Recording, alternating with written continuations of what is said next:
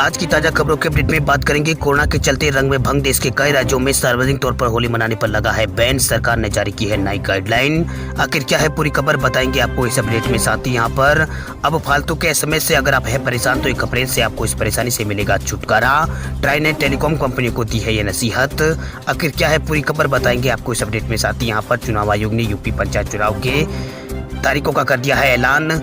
क्या है पूरी खबर बताएंगे आपको इस अपडेट में। साथ ही यहाँ पर पबजी मोबाइल गेम को लेकर एक बड़ी खबर आ रही है सामने, इस खबर को जानेंगे विस्तार से। साथ ही यहाँ पर आईसीआईसीआई बैंक ने अपने ग्राहकों के लिए जारी किया है अलर्ट। क्या ही अलर्ट बताएंगे आपको इस अपडेट में। साथ ही यहाँ पर ड्राइविंग लाइसेंस बनाने वाले लोगों के लिए एक जरूरी खबर है। इसके अलावा रेलवे में निकली है वैकेंसी, सीधे इंटरव्यू से मिलेगी नौकरी, 75,000 से ज्यादा है सैलरी। क्या है पूरी खबर बताएंगे आपको इस अपडेट में। साथ ही आज की तमाम बड़ी और काम की खबरों की बात करेंगे इस अपडेट में। बात करते हैं आज की पहली बड़ी खबर की। तो कोरोना के चलते रंग में भंग, देश के कई राज्यों में सार्वजनिक तौर पर होली मनाने पर लगा है बैन। जारी हुई है नई गाइडलाइन। एक बार फिर देश में कोरोना वायरस ने अपना रूप दिखाना शुरू कर दिया है। लोगों की ढिलाई के चलते देश में दोबारा से कोरोना मरीजों में इजाफा हुआ है। इसी की वजह से होली के रंग में भंग पड़ गया है। कई राज्य सरकारों ने अपने यहाँ होली को सार्वजनिक रूप से मनाने पर बैन लगा दिया है। त्योहारों के मद्देनजर गाइडलाइन भी जारी की गई है, जिनका सख्ती से पालन करना हर किसी को लिए यहाँ पर बहुत ही जरूरी है। चलिए आपको बताते हैं कि वो कौन कौन से राज्य हैं जहां पर सार्वजनिक तौर पर होली मनाने पर बैन लगा दिया गया है। इसमें सबसे पहले नाम आता है उत्तर प्रदेश का। उत्तर प्रदेश में किसी भी तरह के सार्वजनिक कार्यक्रम पर प्रतिबंध लगा है, यहाँ तक कि होलिका दहन के कार्यक्रम पर भी उत्तर प्रदेश के अंदर रोक लगा दी गई है। वही उसके बाद महाराष्ट्र में भी होली के यहाँ पर होली को सार्वजनिक तौर पर यहाँ पर रंग वगैरह लगाने पर यहाँ पर बिल्कुल प्रतिबंध लगा दिया गया है। इसके अलावा मुंबई में बीएमसी ने होली कार्यक्रम को प्रतिबंध कर दिया है। वही बीएमसी ने रंग पंचमी के कार्यक्रम को भी रोक यहाँ पर लगा दी है। इसके अलावा यहाँ पर पंजाब, हरियाणा, एमपी, छत्तीसगढ़ और गुजरात में भी सार्वजनिक तौर पर होली नहीं मनाई जाएगी। गुजरात में होली के सभी बड़े सार्वजनिक कार्यक्रम पर इस बार रोक रहेगी। वहीं गुजरात में होलिका दहन के कार्यक्रम में कुछ ही लोग यहाँ पर शामिल होने की अनुमति है। वहीं ओडिशा में भी सांस्कृतिक कार्यक्रम पर सरकार ने रोक लगा दी है। अब आपको बताते हैं कि सरकार ने होली को लेकर क्या कुछ यहाँ पर गाइडलाइन जारी की है।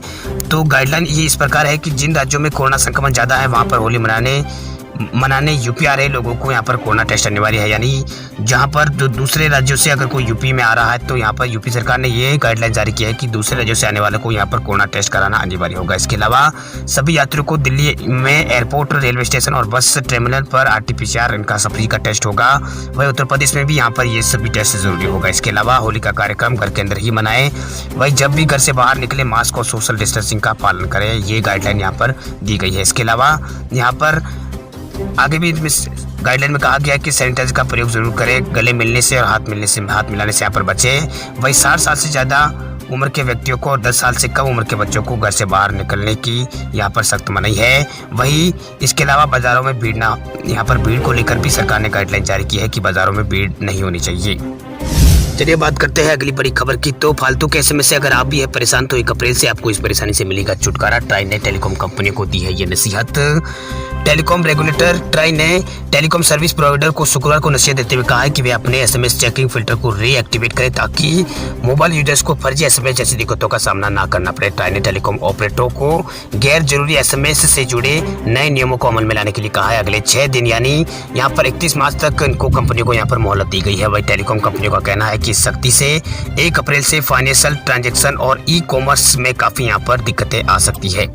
आपको बता दें कि मोबाइल यूजर्स को दिन में कई बार अनचाहे एसएमएस रिसीव करना पड़ता है, जिस वजह से उन्हें अपने जो जरूरी संदेश है उसे देखने का मौका नहीं मिल पाता है। हालांकि अब इसे लेकर टेलीकॉम ऑपरेटरों के ग्राहकों को परेशान होने की जरूरत नहीं है, क्योंकि यह सिलसिला अब सिर्फ अगले 6 दिनों तक, अगले यहाँ पर 5 या 6 दिन तक ही चलने वाला है। ट्राई ने अनचाहे एसएमएस पर सख्ती दिखाते हुए टेलीकॉम कंपनियों को नए नियमों का पालन करने की नसीहत दे दी है। ट्राई ने इसके लिए यहाँ पर डिफॉल्टर की लिस्ट भी यहाँ पर जारी की है। आपको बता दें कि ट्राई ने गैर जरूरी एसएमएस से परेशान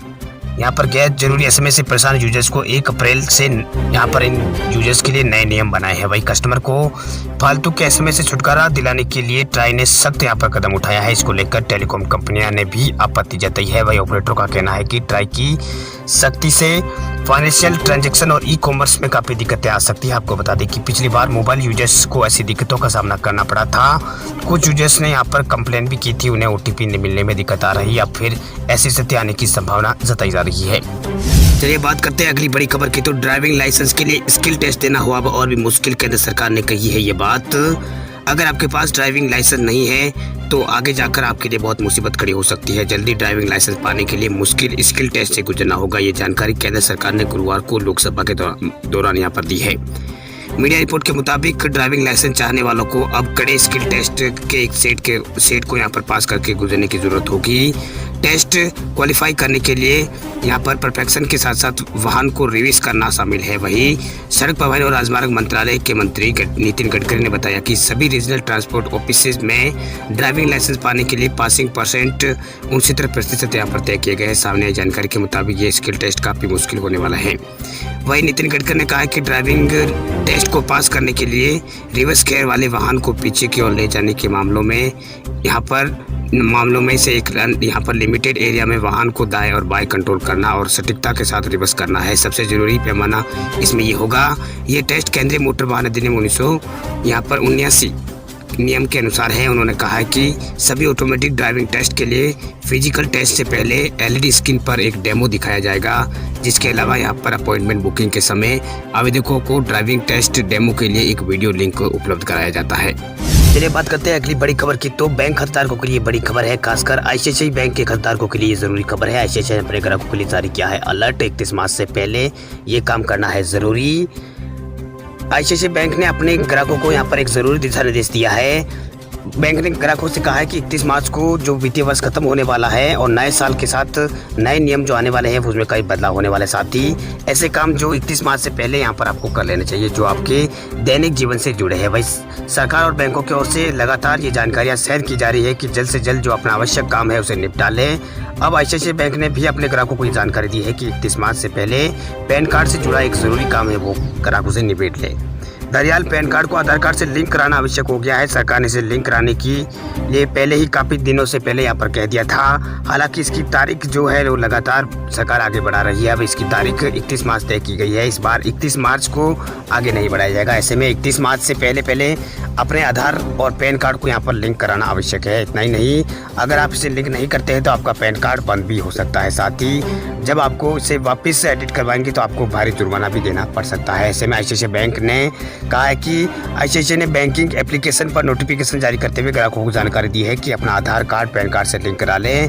बैंक ने कहा है कि यहाँ तक कहा है कि आधार कार्ड पैन कार्ड से लिंक कराने के लिए जो बैंक ने यहाँ पर लिंक भी अपने कस्टमर को भेजा है उसे भी यहाँ पर क्लिक करें, जहाँ ज़्यादा जानकारी वो ले सकते हैं। बैंकों ने मतलब आईसीआईसीआई बैंक ने अपने सभी खातेदारों को मैसेज करके ये बात यहाँ पर कह दी है। आधार कार्ड पैन कार्ड को लिंक आप करा सकते हैं।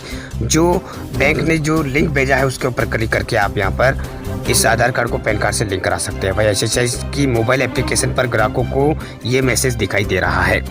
वही आधार को लिंक होने पर यहाँ पर पैन कोड एक्टिव नहीं रहेगा और अगर आप निष्क्रिय पैन का इस्तेमाल करते हैं पैन कार्ड का इस्तेमाल करते हैं तो आप पर जुर्माना लग सकता है। आयकर विभाग के मुताबिक 31 मार्च 2021 के बाद कोई भी निष्क्रिय पैन का इस्तेमाल करने पर income tax act session 272B के तहत 10,000 रुपये का यहाँ पर जुर्माना लगाया जा सकता है। अब बात करते हैं अगली खबर की। तो पबजी मोबाइल ने दी धमाकेदार खबर, चीन से बाहर किया है ये चौंकाने वाला करिश्मा।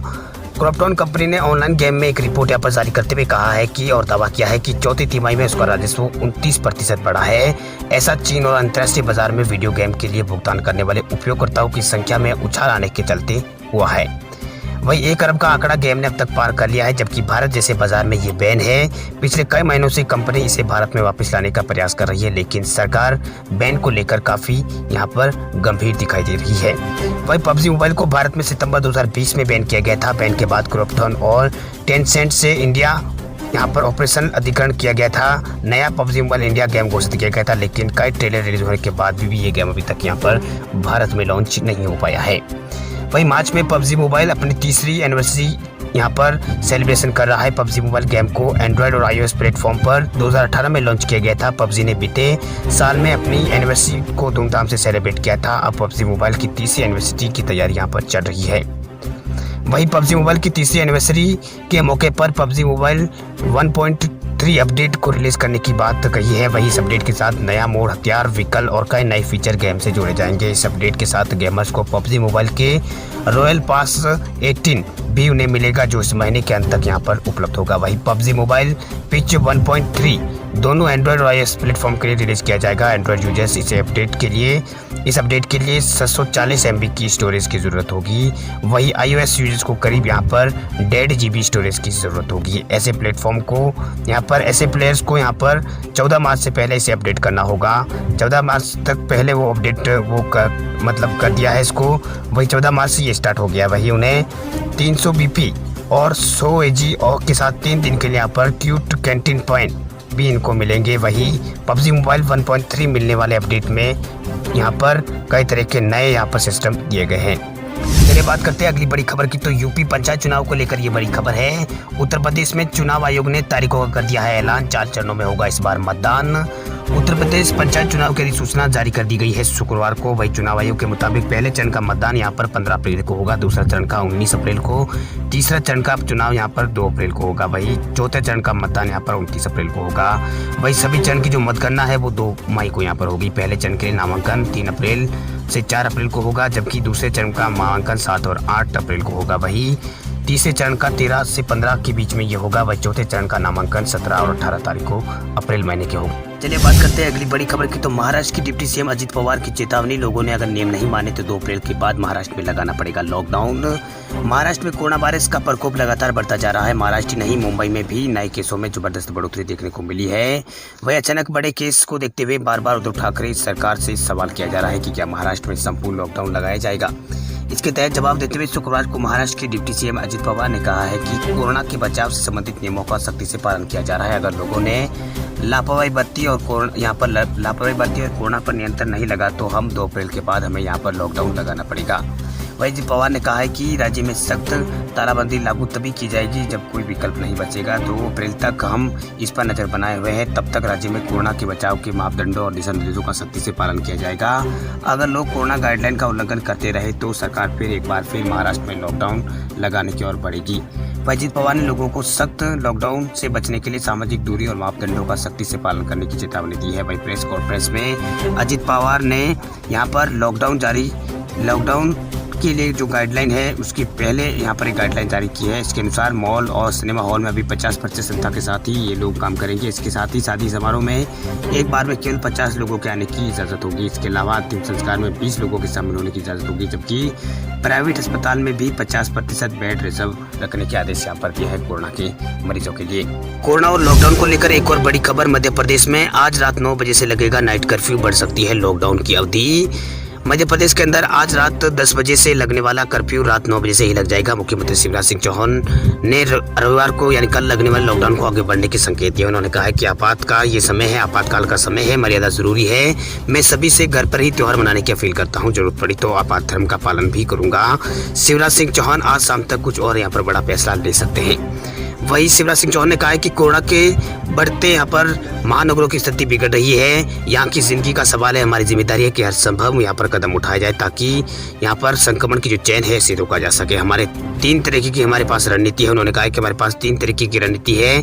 पहले संक्रमण कोरोना को रोकना, और दूसरा यहाँ पर अस्पतालों में बिस्तरों की व्यवस्था करना, व तीसरा तेजी से वैक्सीनेशन करना।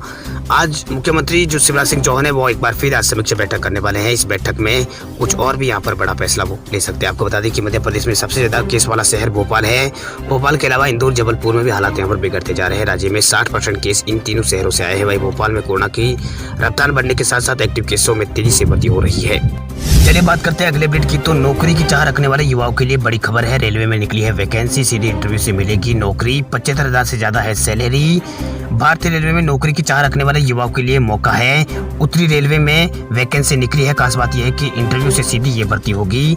वही इंटरव्यू से सीधी भर्ती होगी और सैलरी भी 75,000 से ज्यादा है। उत्तरी रेलवे ने मेडिकल प्रैक्टिशनर के पदों के लिए भर्ती के लिए वैकेंसी निकाली है, जिसके लिए योग्य उम्मीदवार आवेदन कर सकते हैं। रेलवे ने 25 मार्च को इसका नोटिफिकेशन निकाला है। वही नॉर्दर्न रेलवे ने जनरल ड्यूटी मेडिकल प्रैक्टिशनर के पदों पर आवेदन मांगे हैं। कुल 3 पदों पर भर्ती होने वाली है।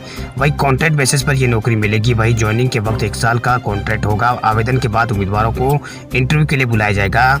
दिल्ली में 6 अप्रैल को योग्य उम्मीदवारों को वॉक इन इंटरव्यू होगा। वही वॉक इन इंटरव्यू उत्तरी रेलवे DIA जो डिवीज़न है वहाँ पर 6 अप्रैल को ये होगा। वहीं इन पदों पर आवेदन करने के लिए उम्मीदवारों के पास किसी मान्यता प्राप्त विश्वविद्यालय से MBBS की डिग्री और 1 साल का यहाँ पर रोटेटिंग इंटर्नशिप सर्टिफिकेट होना ज़रूरी है। वही आवेदन के लिए उम्मीदवार की उम्र 50 साल से ज़्यादा नहीं होनी चाहिए। वह आरक्षित श्रेणी के उम्मीदवारों को इसमें नियमानुसार छूट यहाँ पर मिल सकती है। वह इस नौकरी में वेतन की बात करें तो उम्मीदवार की जो मेडिकल प्रैक्टिशनर के पदों पर चयनित होंगे उनकी जो पे साइकिल है वो 75,000 रुपये प्रति माह के हिसाब से निर्धारित होगा। इससे ज़्यादा जानकारी के लिए आप जो रेलवे की वेबसाइट है वहाँ पर जाकर इस नोटिफिकेशन को चेक कर सकते हैं।